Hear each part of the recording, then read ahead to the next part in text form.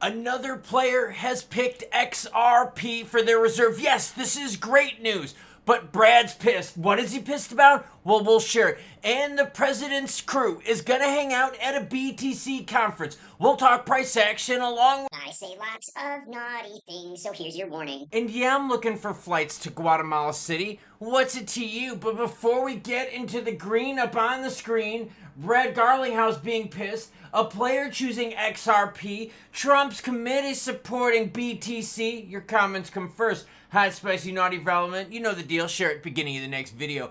Alabama Constitutional Crusader says Pee Wee Herman died in July of 2023. I know. He was a very gifted man, I said. I watched lots of him growing up, appreciated the theatrical vibe of his show. It was like stage meeting cartoon. Sharing this one. That's why I like throwing the Pee Wee Herman stuff in every so often. Dude was amazing. Gage Cote says, love the ending. That's right, we learned where the noise came from, everyone. Yeah, that's right. I'll have that video linked at the end. Gilbert Couliard says, you're X-rated on Twitter Sphere? Does that make you X on X? See what I did there? Yes, I did. Great content as always, and choo-choo bitches, my friend. Well, choo-choo bitches to all of you. Bitcoin sitting at 102,086. ETH is thawing out a little bit at 2341. Look at Sol, we're under 200, while BNBs maintain that 600 mark. XRP at 234, while Litecoin's hanging out at 100. Vice President J.D. Vance headlined the BTC Conference 2025, marking the first U.S. official at a crypto conference. That's right, in May 27th to the 29th in Las Vegas. Vance will be hanging out at the BTC conference. That's what they said. With the rise of digital assets, it's crucial for the U.S. to lead this space, a source said, outlining Vice President's commitment to Bitcoin. First time we're seeing presidential vice president. That was a very wordy sentence. I guess I could have rewritten that one in the script. Head to a conference. Now, are we going to hear anything about the strategic reserve while we're there? We haven't heard anything since the initial tweet. Now, speaking of a strategic reserve, look at this. U.S. pharma giant Wellgistics to use XRP for instant low-cost transactions and as a treasury reserve asset. Wellgistics secures $50 million credit line to adopt XRP as a treasury reserve asset. Company will use it to enable low-cost healthcare payments across its national network. Wellgistics has secured a $50 million credit facility to integrate XRP as both a reserve asset and a backbone of its new real-time payments framework. Yes, golf clap, right? You want utility, you want usage? Well, here you go. This move positions Wellgistics as a healthcare industry pioneer, one of the first publicly traded firms to adopt XRP at the treasury level and for U.S. operational settlements. This is now the third company that I have reported to you using XRP as a reserve asset. And I've got a quote here from the CEO, Brian Norton. This is what he said. The future winners in healthcare won't be the companies with the biggest buildings. They'll be those with the fastest rails, cleanest data, and most efficient platforms. I totally agree. As I can remember not too long ago, when you had doctor's appointments, you would have to physically bring your files with. Now, it's all shared electronically. Let's share the payments and records even faster. I like this. Now, let's talk about Brad, because Brad is pissed. Why is he pissed? Because of the blockage of regs. Ripple CEO sounds the alarm as the Senate blocks the Genius Act. Treasury Secretary Scott Bessent said the bill's failure could lead to a fractured regulatory environment. We already got it. States' rights versus federal rights. We're seeing it already play out. I've told you about this. Except it got worse with the Dems blocking the latest vote. He warned that without unified national guidelines, stablecoin and crypto initiatives may shift offshore, weakening the role of the U.S. dollar. And we want the U.S. dollar to participate because the U.S. has lots of money. And lots of money, especially institutional money, is what's going to keep the green up on the screen.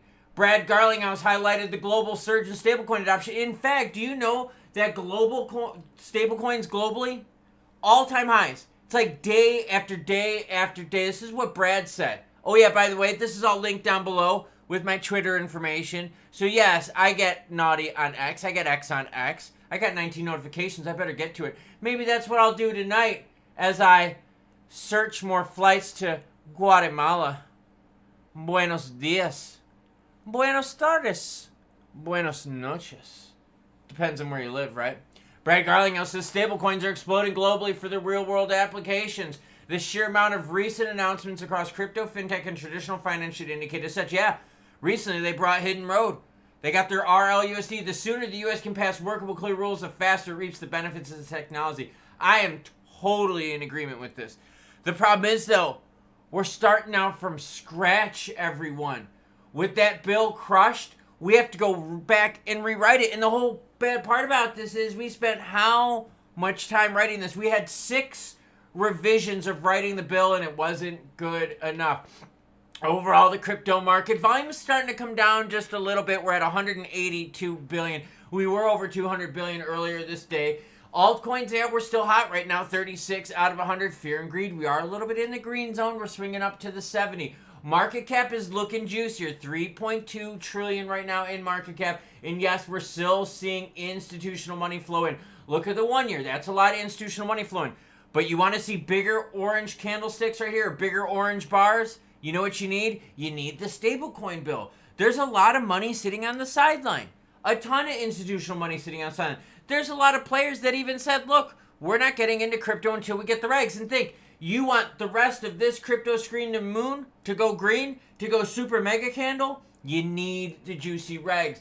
Now, XRP, let's take a look at it because volume is still bonkers AF. 6.25 billion in the last 24 hours. $2.35. Let's go to those candlesticks and see what's happening because I see a little bit of a rejection trend going on.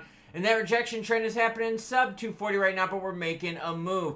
All right, let's take a look at the 15-minute candlesticks and see what they tell us. A couple moves here got us pushed back down to 240. We've been holding right at that 236 mark. You could see it over the last couple of hours. I've been watching the charts pretty closely here since I've been recovering from my earlier workout, which really wiped the crap out of me. Wow, is that a tough one. The workout wasn't tough, but like I'm just getting back into it. So, that kind of beat my butt. The deal is this. 236, the market right now is saying, no, we're not letting you go above that. But look at the support. Look how tight this has been in the recent hours. And in fact, we can see gobs of support right here at the 232 mark. So we're very, very tight. I'm at 230 on the lows for my warnings, and let's go 240s on the highs. This weekend, what do we got? We got the big talks between the United States and China. We get some positive news from that. We're easily busting through the 240s and the 250s on XRP. That is the big key this weekend. The markets right now, look, the stablecoin thing, Brad is right to be pissed. I'm totally with you, okay? It's a big setback. But the markets are looking more at the tariff announcements. There you go, drink on a Friday. And by the way, happy Friday, everyone. So right now, markets care mostly about tariff action.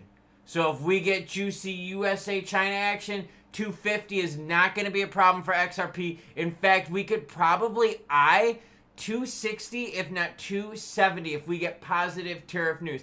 That would bring us back to testing what we saw in the mid to early March price action range. Yeah, how freaking awesome would that be? And with the volume levels that we're seeing right now on a Friday, I mean, think about that. On a Friday, on late Friday, 6.2 billion in volume, the market is primed, ready to go for XRP and the rest of the alts to roar. We just need a good announcement between Trump, USA, and China.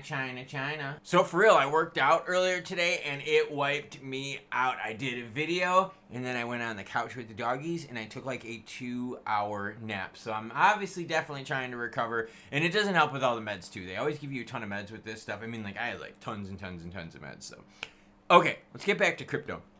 Volume. It's Friday. Right now, my watch says it's like 6 p.m. Pretty close to it. See? Okay, so it's like 6 p.m., right? Here's the deal. Volume nutso right now for 6 p.m. on a Friday. So this is the action we're going into the weekend with. This is the hottest, the spiciest, the naughtiest I have seen the action going into the weekend, and I'm excited about it. Why? Because we're still holding strong volume levels. And the craziest part about it is we've seen the last however many weekends, like quite a few weekends, it's been Boringsville. But now with this meeting, now with the UK-US trade deal happening, now with the SEC Ripple agreement, right? There we go. That's good news there. This primes us for some juicy action. Here's the best part about it. Crypto can trade the juicy trade action. Yeah, but traditional markets can't.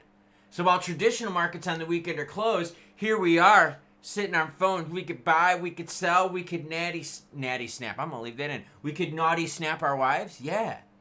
But players in traditional stocks can't. So this is exciting, everyone. And I'm gonna share those updates, so make sure you hit the notification bell so you don't miss out.